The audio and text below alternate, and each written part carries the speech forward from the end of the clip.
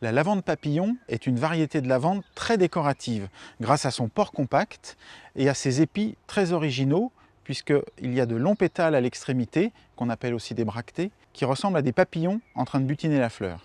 C'est une lavande à floraison précoce, puisqu'elle sera en fleurs du mois de mai jusqu'au mois de juillet, et une floraison très abondante. Les coloris vont du violet foncé, en passant par le mauve, le rose et même le blanc. C'est une plante très parfumée et donc très mellifère qui va attirer les abeilles et qui a un très joli feuillage fin, vert argenté. C'est une plante qui a besoin de plein soleil grâce à ses origines méditerranéennes. Là, nous sommes sur la terrasse, je vais la planter en pot. Elle ira aussi parfaitement bien dans le jardin. Vous pouvez l'utiliser en isolé, en massif ou en bordure. Attention, il faut toujours que le sol soit bien drainé. Donc dans le pot ici, on va commencer par mettre les billes d'argile.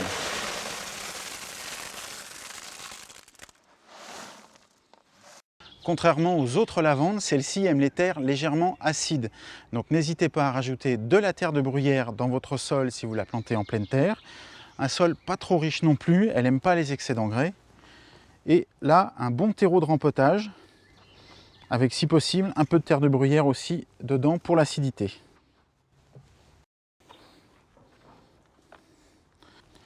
Alors toutes les lavandes demandent très peu d'eau.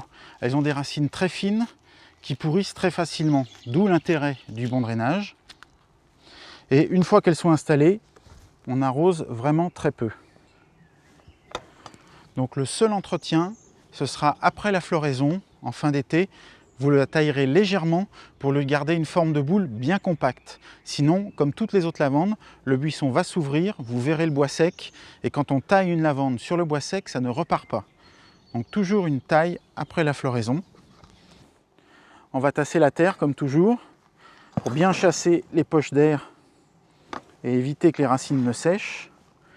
Le feuillage de cette lavande est bien sûr persistant et elle fera merveille en association avec d'autres plantes méditerranéennes, les autres lavandes bien sûr, mais aussi du romarin par exemple, et au pied des rosiers, son odeur repoussera les pucerons.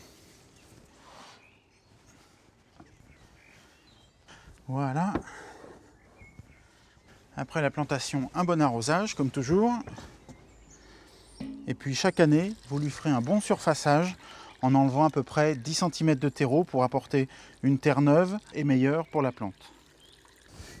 Et pour toujours faciliter le drainage, n'hésitez pas à placer des petites cales sous le pot pour le surélever et faciliter l'écoulement de l'eau.